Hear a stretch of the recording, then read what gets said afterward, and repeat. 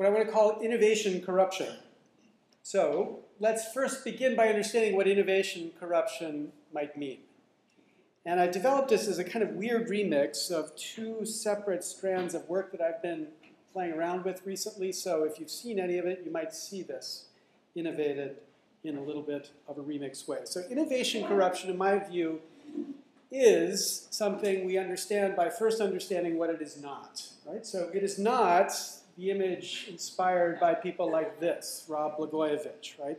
It is not a corruption that comes from bribery or any violation of any existing rule. Instead, what I mean by innovation corruption is a certain kind of influence within an economy of influence that has a certain particular effect. It is innovation corruption if it weakens the opportunities for innovation, especially by weakening the ability to challenge existing dominant players. That's what I mean by innovation corruption.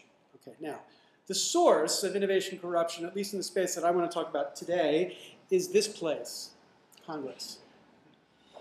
And the story I want to tell about the source of this innovation corruption is a story that's told powerfully in this new book by Washington Post reporter Robert Kaiser called So Damn Much Money. And Kaiser describes how the economy of influence inside of Washington has changed over the last 25 years because of the explosion of an industry associated with lobbying.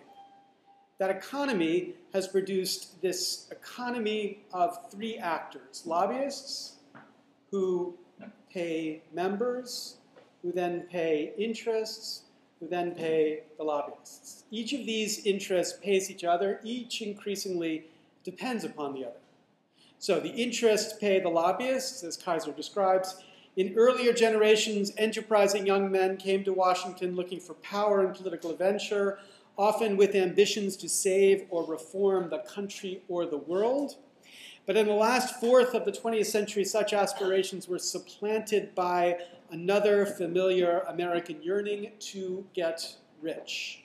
So this industry, about the size of the American recording industry, has produced enormous wealth inside of Washington. This man, Gerald Cassidy, has amassed more than $100 million in personal wealth for his innovation around earmarking inside of Washington. And as Washington's wealth towards lobbyists increased, the city itself has become one of the wealthiest cities or areas of the country, as the highest number of concentrated wealthy counties is right around the city of DC. The business of selling policy turns out to be an enormously profitable business. Okay, so then lobbyists pay members.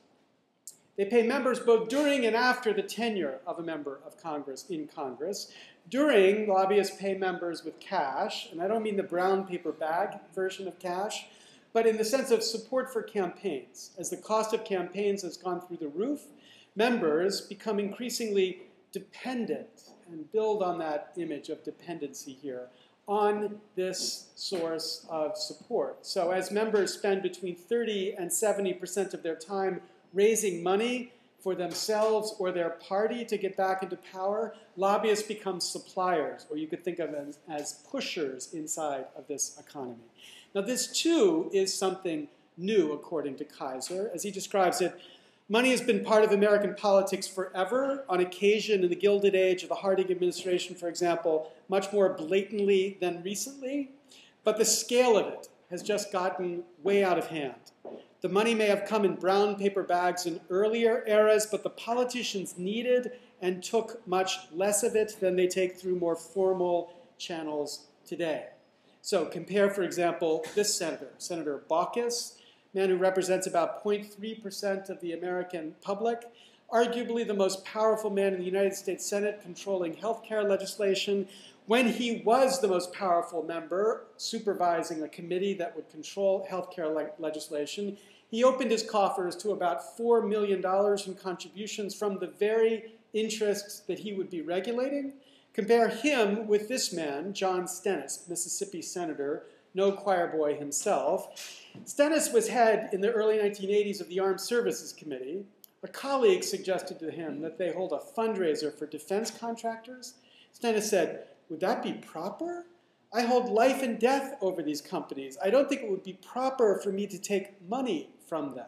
So the point is, the ethic, which is dominant even in somebody like Stennis in the early 1980s, is completely absent today. There's no hesitation today to leveraging your power in a committee to leveraging money out of the very people you are trying to regulate. So that's both during and then after the tenure in Congress. Members get paid by lobbyists. Lobbyists pay them with their future. Right? So as my friend Jim Cooper, Congressman from Tennessee, describes it, Capitol Hill has increasingly become a farm league for K Street. Members and staffers and bureaucrats have an increasingly common business model focused on life after government, life as lobbyists. So Public Citizen calculated 50% of senators between 1998 and 2004 left the Senate to become lobbyists, 42% of members of the House. And the point is that type of dynamic means that everyone depends upon the existing system surviving, because the existing system is the system that will be lucrative enough to pay them the kind of money they want when they leave Capitol Hill. So both during and after, they are paid by the lobbyists. And then the members pay the interests through policies that get changed, sometimes profitably. So in this paper published in the University of Kansas, researchers were tracking the return on investment from lobbyist dollars spent in getting this statute, the American Jobs Creation Act, amended to conform to how the lobbyists wanted it. And they found that the return on investment was 22,000% for lobbyist dollars spent. Now you can imagine if that's the return you're talking about, many more people will be spending money inside of Washington to innovate around legislation than out in the field to innovate to develop a great new product that might earn the company some return. And then brazenly, they use their power to affect interests. So the New York Times had this story about a month ago of Chuck Schumer coming up here to Wall Street to beg to Wall Street to help raise money for his campaign and campaign of other Democrats. The paper describes the city's titans of finance at a recent closed-door meeting accused him of being insufficiently pro-Wall Street. One indignant fellow stood up and demanded his donation back. Now, remember, this is Chuck Schumer. There is arguably no person in the United States Senate who has done more to turn over complete control of Wall Street to Wall Street, yet even this person hasn't sufficiently done their duty to Wall Street, and he must return campaign contributions because Wall Street hasn't gotten it enough. Now, even though that's what's going on, the politicians deny that there's any connection between the taking of the money and what they do. They say, as one politician told me, it's ridiculous to imagine that the money is affecting results. Maybe it affects access, which of course is not insignificant, as this former congressman put it. People who contribute get the ear of the member and the ear of the staff. They have the access, and access is it. Access is power. But as this member told me, it doesn't change results. Now my view is pretty hard to believe that, at least if you want to be charitable in interpreting what Congress does. Because there are any number of easy cases which Congress just gets completely wrong, right? The kind of 2 + 2 = 4 of government, which Congress just gets wrong. So, for example, I spent about a decade of my life fighting in the context of copyright. That battle began on this day, October 27th, 1998, when Congress passed a statute in honor of this great American, the Sonny Bono Copyright Term Extension Act. This was a statute that extended the term of existing copyrights by 20 years. And of course, the question Congress was to be asking was, could it make any public policy sense to extend the term of an existing copyright? Right now, a copyright is a monopoly we give out to create incentives to produce something new. As long as we live in a world governed by the laws of physics of this universe and not the universe of Star Trek, we know that prospective incentives are the only kind of incentives we've got. No matter what the United States Congress does, George Gershwin is not going to produce anything more. So there couldn't be any possible reason, from a public policy perspective, to extend the term of an existing copyright. Indeed, so clear was it that when we got this case challenged in the Supreme Court and had a brief filed by a bunch of economists, this left-wing economist, oh wait, that's Milton Friedman, right-wing Nobel Prize-winning economist, agreed to sign the brief, arguing there could be no public policy benefit only if the words "no-brainer" were in the brief somewhere. So clear was it that there couldn't possibly be any public gain from such a statute. Yet apparently there were no brains in this place when Congress passed the statute. So here's an easy public policy question Congress just got wrong. Or think in the context of nutrition. There's a consensus among people who know something about the matter that we eat too much of this stuff, not enough of this stuff. 2003, the World Health Organization decided it wanted to advance public policy on the basis of that consensus. So they promulgated a standard that said no more than 10% of your daily caloric intake could come from added sugar. Well, the sugar industry, they have that sweet little logo here, they went ballistic. There they are, ballistic. They got the Senate to threaten to withdraw funding from the WHO if the WHO didn't back down from their crazy standard. They wanted the WHO to adopt the standard of 25% of your daily caloric intake coming from added sugar. Well, the WHO didn't back down, but our government did. In 2003, the Food Nutrition Board adopted a standard that said 25% of your daily caloric intake could come from added sugar. That's a balanced diet according to our government. So you can start with Fruit Loops or M&Ms for breakfast. You can then have a glass of milk, and then a cheeseburger for lunch, and then pepperoni pizza, 3 slices of pepperoni pizza for dinner, and sugar cookies for dessert. That's a balanced diet according to our government. Once again, easy public policy question, which government just gets wrong. Or maybe most profoundly, think about the context of global warming. As we know, or at least we knew until there was a snowstorm in Washington this year, there's a consensus among people who know something about the matter that we're doing it. As Gore puts the consensus, there are 5 points. Number 1, global warming is real. Number 2, we human beings are mainly responsible. Number 3, consequences are very bad. Number 4, we need to fix it quickly. And number 5, it's not too late. They decided they wanted to measure how solid that consensus was. So they did a random selection of 1,000 peer-reviewed articles in scientific journals between 1993 and 2003. They found that 0%, exactly 0 of those articles questioned that consensus. Then they did a comparable study in popular media articles between 1988 and 2002. They found that 53% of those articles questioned the basic consensus.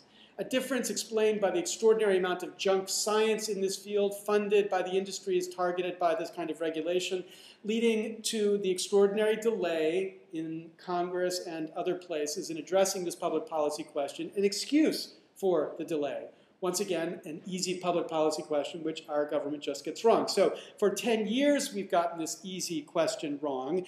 And the question in all of these 3 contexts is, we get these questions wrong either because our government is filled with idiots or because they're guided by something other than reason. And my own view, arguable perhaps, is that they are not idiots in our government. It is this other explanation we have to look to understand why our government so completely misfires. And it's, of course, not just the easy cases where they are so distracted. It is everywhere within government that policy gets bent to those who pay, and public trust is in turn weakened by this pattern of payment. So Congress is a place where the vast majority of Americans, polls go between 80 and 95% believe money buys results. The institution is at a historical low in public confidence. Indeed, there are more people who had confidence in the British Crown at the time of the Revolution than have confidence in our Congress today. And that's leading to an enormous amount of cynicism and disengagement as people recognize, why waste your time engaging in getting Congress to do anything when it turns out that all Congress cares about is where the money is. So that's the way that members pay the interest. So the point is to recognize how these 3 feed each other. They drive an economy that fundamentally affects how government does its job. Now, this economy has an effect. In the sense when I described innovation corruption, it, number 1, weakens the opportunities for innovation because these corrupting influences can be deployed to protect an existing industry against an innovator. by weakening the ability to challenge these dominant players because they can protect themselves. So how is this kind of corruption performed? How do we weaken the opportunity for innovation? Well, the answer here is that the power gets deployed to defend the status quo. And the status quo is successful. This mix of regulation is successful, whereby the mix of regulation, I mean both this much regulation and this little regulation. So the mix that gets preserved is exactly the kind and amount of regulation we have right now. So people on the right who want to see smaller government, pay attention here on this side of the story, this much regulation. There's a story that I was told by the man who used to run the policy shop for Al Gore when Al Gore was vice president. Gore had the idea early in the administration of Bill Clinton to take the Communications Act, which is divided into 6 titles, and to take the internet components of the Communications Act and put them under a new title, a Title VII. So Title II is what regulates telecom, DSL is under Title II. Title VI is what regulates cable, totally different regulatory regimes between Title II and Title VI. So Gore's idea was to take Title II and Title VI internet and put it under Title VII and to have that as a fundamentally deregulated title so that there was basic interconnect requirements but nothing more. Chief policy person took this idea to the Hill. The reaction from the Hill was, hell no. How are we going to raise money from the telecoms if we deregulate them? So the point is, the reach of government is in part designed to facilitate a large number of chains that can be pulled so that money can be channeled back into the congressman's coffer when the congressman needs to run for Congress. So if you have as your ideal the libertarian idea of let's shrink government and have simpler taxes, recognize that the existing system of funding elections in Congress works against that opportunity. So that's this much, and then also this little, because of course, as people have new ideas of areas that we need to have reform or regulation, whether it's global warming or imagine, God forbid, regulating what goes on Wall Street, they recognize that the existing interests have an enormous amount of money to stop this new regulation. So as Charles Schumer comes and begs for money from Wall Street to raise the funds necessary for the Democrats to come back to power, of course it's not an accident that any progress on Wall Street financial services regulation has stalled in Washington. Now, I tell that story, and you might feel a little bit of disconnect because you might think to yourself, well, what about what happened just yesterday? Doesn't the success of healthcare regulation mean that Barack has changed Washington? And unfortunately, as much as I would love that, because I could just go back to being a boring law professor, I think the answer is no. There's a fantastic, really required reading column in Slate from last weekend by Glenn Greenwald, responding to this claim by Ezra Klein that the success of healthcare shows that the industrial interests are in their twilight of influence. So here's what Glenn Greenwald says. The Washington Post, Klein has an amazing post in which he trumpets what he calls the twilight of the interest groups reflected by the likely passive health care bill. Why are interest groups, once so powerful, now banished to their twilight? Because, says Ezra, the Obama administration succeeded at neutralizing every single industry. And then Greenwald says, if by, quote, neutralizing, Ezra means bribing and accommodating them to such an extreme degree that they ended up affirmatively supporting a bill that lavishes them with massive benefits, then he is absolutely right. Being able to force the government to bribe and accommodate you is not a reflection of your powerlessness, quite the opposite. And to pretend that this bill represents the twilight of the interest group, the special interests have been neutralized, is just hagiography and propaganda. This bill was negotiated using the standard, secret, sleazy, beltway lobbyist industry practices that candidate Obama frequently condemned and vowed to defeat. The way this bill has been shaped is the ultimate expression and bolstering of how Washington has long worked. One can find reasonable excuses for why it had to be done that way, but one cannot reasonably deny that it was, reminding us of the great David Bowie. Same as it ever was. Same as it ever was.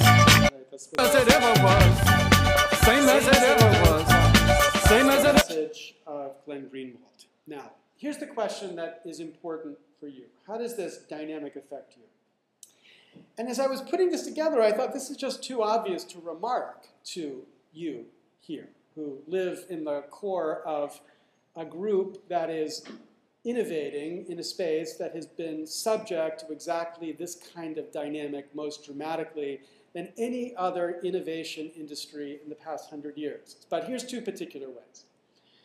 Number one, think about the battle that's brewing around broadband. Obviously, the United States is way behind our competitors in the context of broadband. Depending on your ranking, we're number 15th or 19th as far as price and performance. After being at the very top, we've fallen to the very bottom among industrialized nations.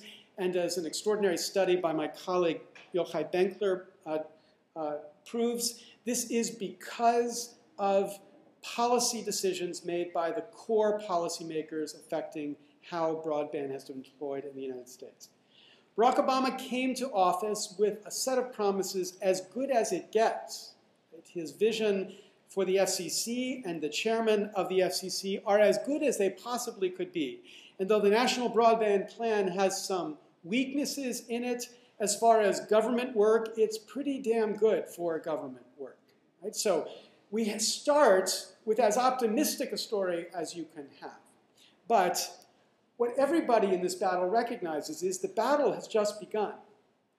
And the signals have already been made to raise an extraordinary amount of money necessary to stop exactly these changes to assure network neutrality and the build-out of fast broadband that isn't controlled by those who happen to occupy a network control point. So there was a dance that was performed in the United States Senate where 6 Republican senators stood up and said they might have a problem with the network neutrality proposals of the FCC, and then they quickly backed down. That was the first move in a standard ritual by which they raise their hands and they say, let's make sure a sufficient amount of money is in the proper campaign coffers, and then we'll come back and we will effectively do what you want us to do, which in this case means blocking the legislation that will be necessary to achieve network neutrality, because the DC Circuit, I'm 95% confident, will say the FCC can't do it alone. So this battle, which in some public policy contexts is viewed as another easy case for government, in my view, is certain to be defeated, because if it took a year and a half for Obama to get health care in this context, he's not going to begin to expend the political resources necessary to get the right answer here. So that's in some sense the most optimistic policy context. Let's look at the least optimistic policy context, copyright. Can you spell ACTA, which of course is this treaty negotiations ongoing right now, actually not a treaty, an executive agreement, negotiated in secret. The government, the Obama administration, refuses to reveal the terms of this negotiation and intends to just sign this into law after revealing the terms, using his power as a president, not passing it through either the Senate or through Congress as a congressional executive agreement. Just last week, he came out to say there's nothing wrong with other people using our technologies. We welcome it. We just want to make sure that it's licensed and that American businesses are getting paid appropriately. That was a signal that was picked up by Signal Central at NBC. We applaud the president's recognition that it's U.S. ingenuity and creativity that's helping to drive the economy. A signal that now should be clear among people interested in these policy questions that this administration is a pro-IP extremism administration, just like every administration before, the Bush administration and the Clinton administration, despite the fact that an enormous number of people pushing for this man to be elected president had a much more nuanced conception of intellectual property behind them. And this problem, too, because of the enormous amount of money that's going to be poured into this political economy, is only going to get worse. So in these two critical policy areas, where we need government to protect the opportunity for innovation, The government's power is actually going to be deployed to weaken the opportunity for innovation. Innovation, in that sense, corrupted. So let me say one more thing before I take questions about this. So what could you do about this? Well, in my view, there's a substance response and a substance response. So first, substance response in the sense of substance from the IP debates. We've got to push the idea in the policy space that what's necessary in the context of the IP wars is a firm declaration of peace. Right? So the war, well, we waged many wars here, the copyright wars that are being waged in this context, wars which my friend, the late Jack Valenti, former head of the Motion Picture Association of America, used to refer as his own, quote, terrorist war, where apparently the terrorists in this war are our children. This war, like all wars of prohibition, is extraordinarily destructive. And what we need to push for is a policy of peace that allows policymakers to find an alternative way to achieve what copyright law should be trying to achieve, namely compensation to artists, without destroying the infrastructure of the network. But my own perspective, driven perhaps by the fact that I have 3 young kids now, is that we need to think about this cost not just in the terms of innovation or financial returns to a particular industry. We need to get ordinary people to realize there is no way to kill these technologies. The only thing we can do is criminalize them. Right? We're not going to stop our kids from being innovative or creative in the way at least I wasn't growing up. We can only drive that creativity underground. We're not going to make them passive. We can only make them, quote, pirates. And the question we need policymakers to ask is that any good? Right? Kids in the United States grow up in this age of prohibition. They constantly live their life, in many contexts of their life, against the law. And the point policymakers need to recognize is that that life is corrosive and corrupting of the rule of law in a democracy. So that's substance number 1. Substance number 2 is substance about this democracy. So this is a picture of a poet that you all know but never knew that you knew, a man named Martin Niemöller. Niemöller was a German pastor, theologian, born in about 1892. And in 1946, he started spreading this story. He said, first they came for the communists, and I didn't speak out because I was not a communist. Then they came for the socialists, and I did not speak out because I was not a socialist. Then they came for the trade unionists, and I did not speak out because I was not a trade unionist. Then they came for the Jews, and I did not speak out because I was not a Jew. And then they came for me, and there was no one left to speak out for me. Now, Niemöller is trying to push a certain kind of insight, an insight at the core of what we should think of as intelligence. Bizarrely, ants, or at least some kinds of ants, have this kind of intelligence. I'm not so convinced about cows, right? But ants, at least, have the ability to recognize a threat to them and to organize and do something against the threat, as I found once in Brazil when I stepped in a red ant colony and within 2 minutes was covered by red ants who could have killed me if somebody didn't react very quickly. Cows you can tip over without much trouble at all. But the point is, this is a certain test to intelligence. Is the species able to recognize an underlying threat and respond to it? Can you see the pattern in all of these cases, and do something about it? Now, Thoreau thought it was rare, as he wrote, for every 1,000 hacking at the leaves of evil, there's one striking at the root, so it's a rare ability to see that kind of insult, but is it possible? Now, this is, I think, an important question to ask in this kind of age of Obama, when we have this enormous passion and idealism that came with this president in office. Because we can imagine a similar version to the Niemöller poem, one focusing on healthcare and global warming and the regulation of the financial sector and food safety, We can imagine recognizing a similar Niemöllerian insight. We could say something like, first they slowed healthcare reform, and I did not speak out because I had healthcare. Then they stopped global warming legislation, and I didn't speak out because global warming isn't really my issue. Then they stopped the regulation of the financial sector, and I did not speak out because maybe it would hurt my 401k. Then they blocked food safety laws, and I didn't speak out because I like cheap beef. And then they came for my issue, and there was no one left to speak out for it, or maybe better, there was no lobbyist to hire for it. The point is, there's a pattern here. The pattern across these issues, an underlying cause. What is that cause? The cause is structure of funding elections, private funding of public elections that produces this ability for the status quo to buy the preservation of the status quo. And the question we face as a democracy is whether we're more like the cows or the ants, whether we can recognize or are oblivious to this underlying evil, and whether we can do something to stop it. Now, the cause is this economy. This economy produces this kind of marionette Congress, right? And that marionette Congress is the Congress that produces the preservation of the status quo. The only way, in my view, or the first way, to respond to this is to take an idea that Teddy Roosevelt, the Republican Roosevelt, had about 102 years ago, pushing for citizen-funded elections. So what that means in the current political context is a system of voluntary opt-in spending limits, where candidates accept no more than $100 contributions, small dollar contributions, which then get matched by the government to create a sufficient incentive for them to do this. So there's a bill in Congress right now, the Larson-Jones Fair Elections Now Act, has about 140 co-sponsors.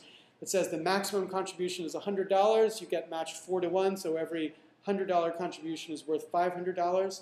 There's another version promoted by Ackerman, Professors Ackerman and Ayers, that says, let's give out, the conservatives love vouchers, let's give out democracy vouchers, $50 democracy vouchers that every citizen could have, that they could allocate as they want. Then a citizen can then add another $100 on top. But the point about the $50 is, if you take $50 per voter, that's $6 billion in campaign funds.